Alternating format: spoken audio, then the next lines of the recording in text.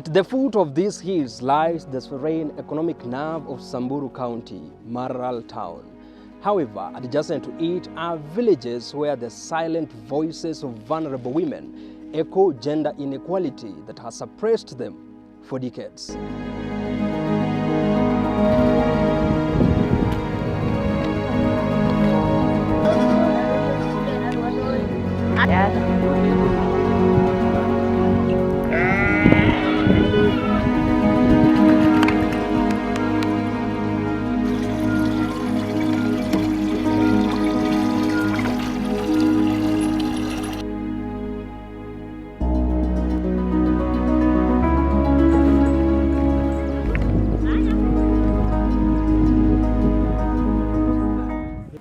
My name is Naserian Leakono, a resident of Ichingei, Losuk Ward, Samburu County.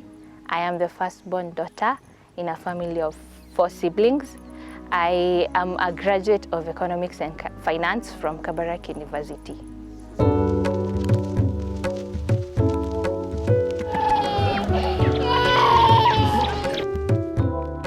Growing up as a Samburu girl, I would say the life was quite hard because one, the girl is not seen as a voice in the society or is not seen as someone who can say anything in the society, and this has led to the girl being regarded as, say, a nobody in the society, and she is voiceless.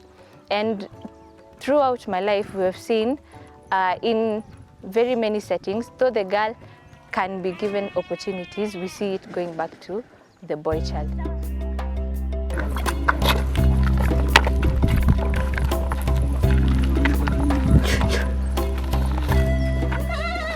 The typical day of a Samburu girl starts very early in the morning, before the sun rises, and this is to milk the cows.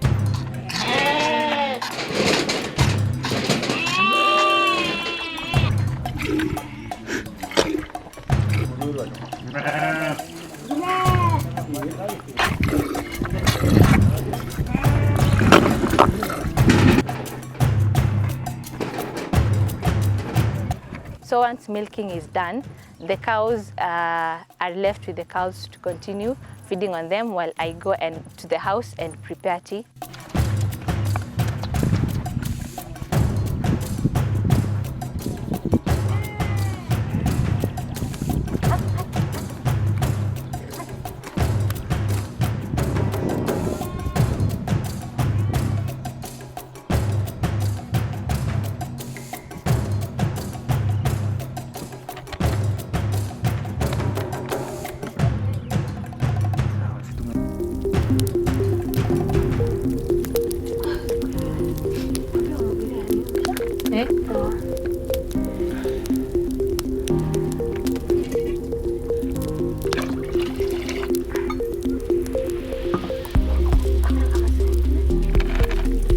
The challenges are caused by cultural practices, one of them being child marriages. We have girls being married off at a very early age. Some of it is caused by financial constraints by the families. We have families from very poor backgrounds, so they have to marry off the girl to another family for them to sustain their lives and such. We have also seen the practice of FGM, that is a big problem in our community, because regardless of the fact that we are against FGM, we still have it being practiced up to date. I feel bad, I feel like discouraged, because one, this girl, say in the future, in the near future, she's somebody that can be a change in their family. And so marrying them off, it cuts off the potential that the girl has. Illiteracy levels in these counties are high, and the majority of the illiterate members of the community are women, because they face issues of early marriages. Issues of FGM are also really high in this area, and so these are cultural or social practices that deprive the girl child or the woman opportunities to advance in education, to access education, or even access vocational training. or even opportunities for income generation. And so the investments that go towards the women and empowering the woman and empowering the youth contribute in terms of availing resources within the household. And those investments are really bringing resources that enable children to go to school. They are availing resources at the household level that enable the communities and the households to access or even medical facilities.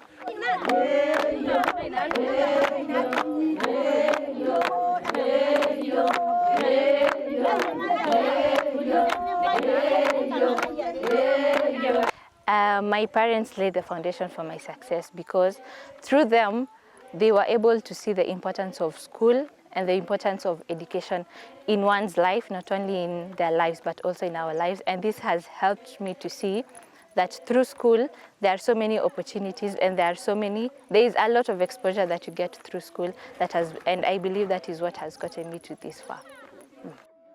Recently, we have seen changes through girl child empowerment, and this has led to girls being empowered. We can see them in leadership positions. We can see them even doing businesses on their own.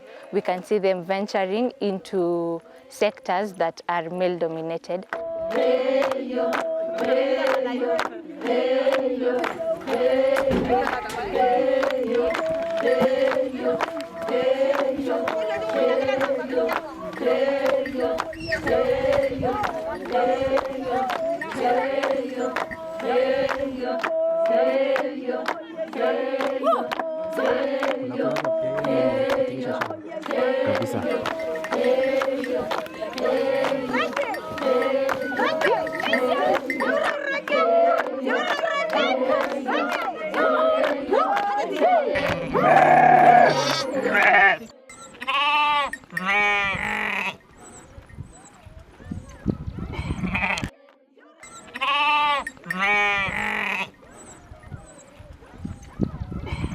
I studied economics and finance because I am passionate about finances, and one of the problems I can say we have in our community, many people do not have financial literacy, and I believe that through the knowledge that I have gained, I can share the same knowledge to other people and teach them on financial literacy, because I believe this is a new concept that is introduced to them, and through that I am also able to teach them on how to use them, make money, use their money, how to save on such financial methods, so that in generations to come they do not depend on livestock and such things to meet their needs, so they can also venture into other ways of making money.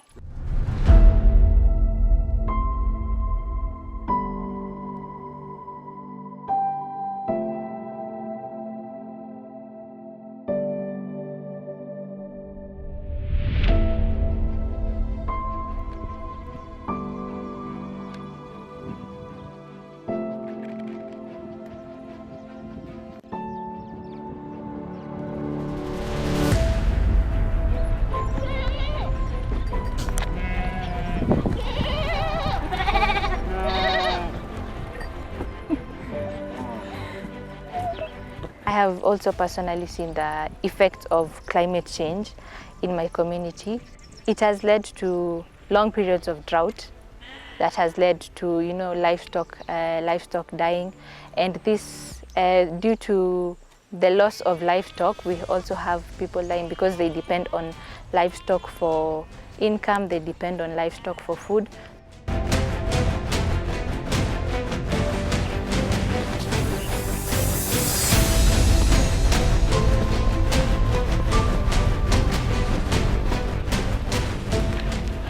Climate change has led to displacement of people.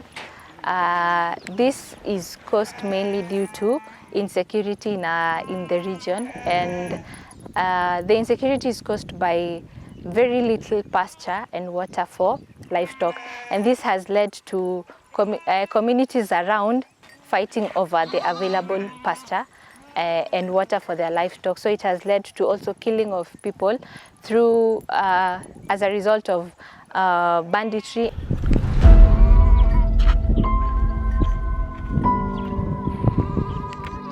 The other area that we are looking at is the cross-border issues between particularly Samburu and Baringo, where we have a lot of aspects of insecurity.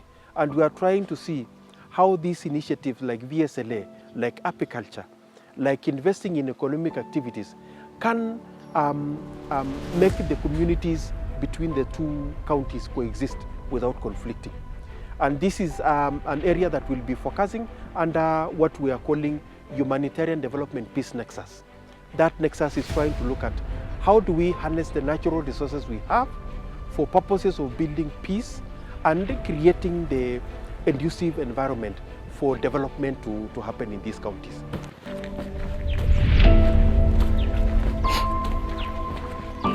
I am passionate about agriculture, and I came to realize that in Samburu County we can grow so many things. We can have fresh produce, we have organic produce, none of which use any form of chemicals or fertilizers in them.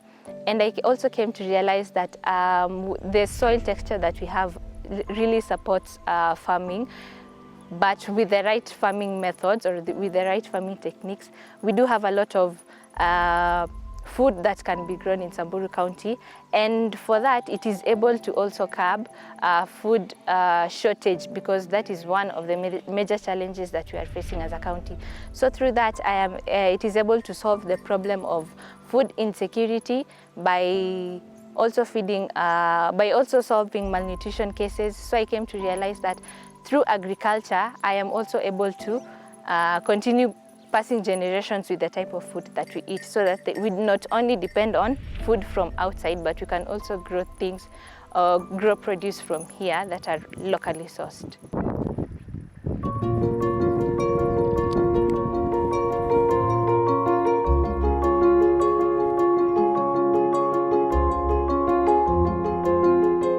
We need to strengthen aspects of climate change adaptation in the production systems. Because our agriculture is still done the conventional way, and we need to shift into modern ways of doing crop production, maybe through irrigation, drip irrigation for that matter, and bringing in conservation agriculture or climate smart agriculture technologies.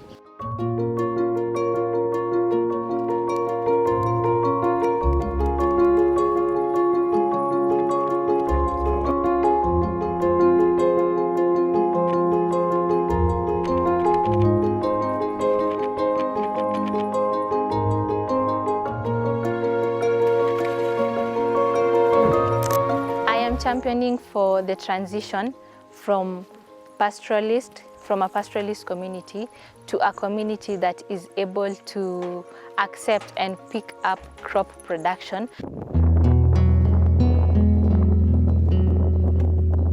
Through crop production, this will be able to solve even the problems that come with banditry and insecurity.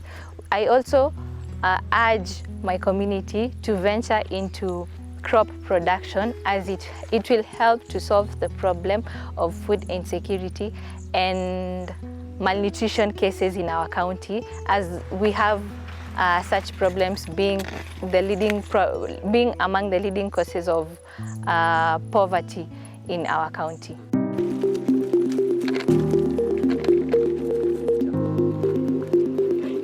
Northern Kenya has a huge potential to really address food security challenges in the country. But first of all, one of the things that needs to be done is there is a huge potential to harness water availability for production. Northern Kenya, although it holds the hugest potential, having pristine soils that have not been cultivated for many years, our biggest problem is water scarcity. And one of the major areas that we can pull together government and state actors is to open up some of these seasonal or streams or rivers within this area to harness water, build dams that can avail water for agriculture production.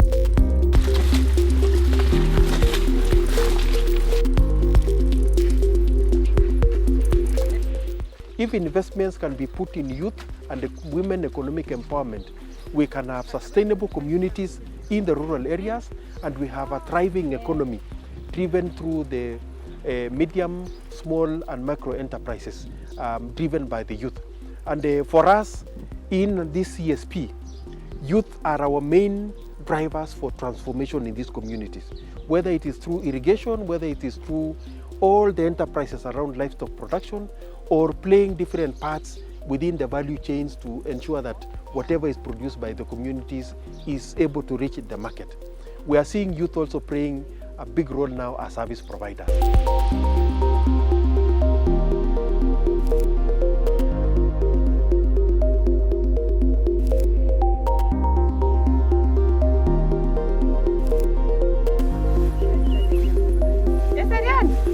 Mizinga ipaje? Mizinga zinaendelea vizuri.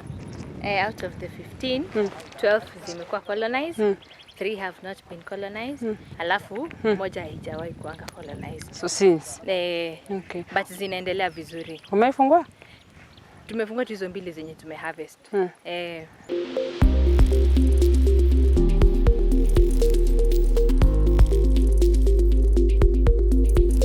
I ventured into apiculture because one, it does not require a large piece of land, and yes, it does not. And then we have bees help the ecosystem in managing climate change.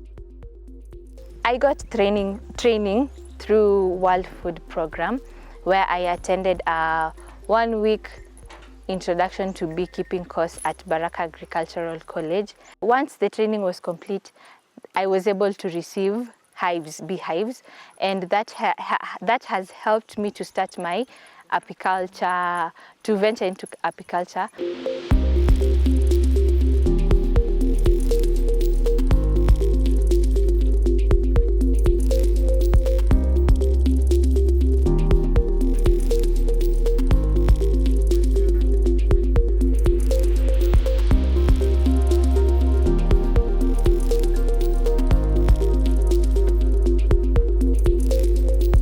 I started with 15 beehives, and within a span of 4 months, I harvested 2 hives, each giving me 20 kilograms per hive, which I sold at 700 kgs per kilogram, giving me 56,000 shillings. And I believe within the next 3 to 5 years, I am able to increase the number of beehives by to 200 beehives, and also create employment to 50 or more youths, and this will help me even get support to help disadvantaged women and girls in my community through apiculture.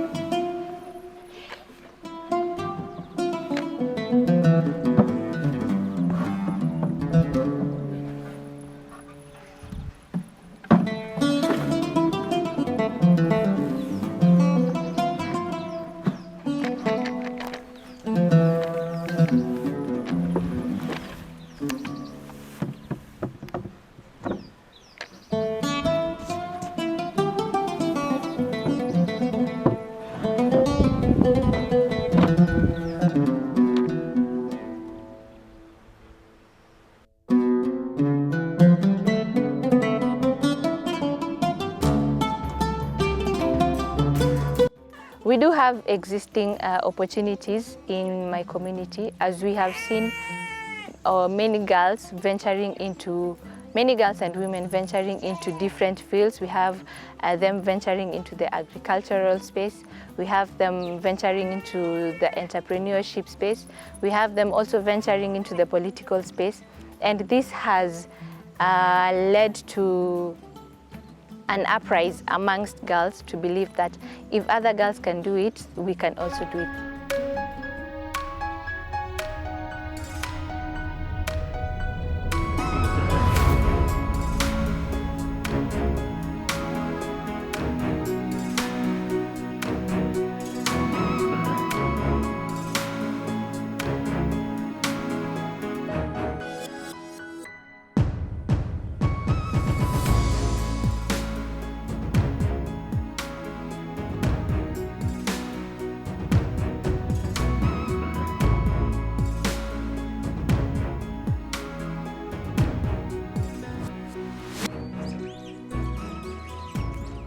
Lastly, to the women and girls in my community, I would like to urge you to go to school because we have potential in the girl child, as they are also change makers in the society, and this will also help to address challenges that come with gender inequality, cultural norms that are negative to the society, and it will also help to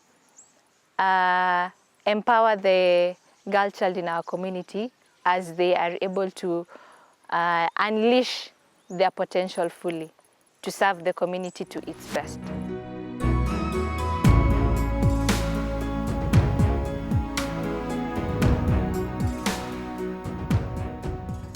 Women from the ASAL counties in Kenya are now taking the lead by embracing education as well as addressing issues that affect women in their community head-on.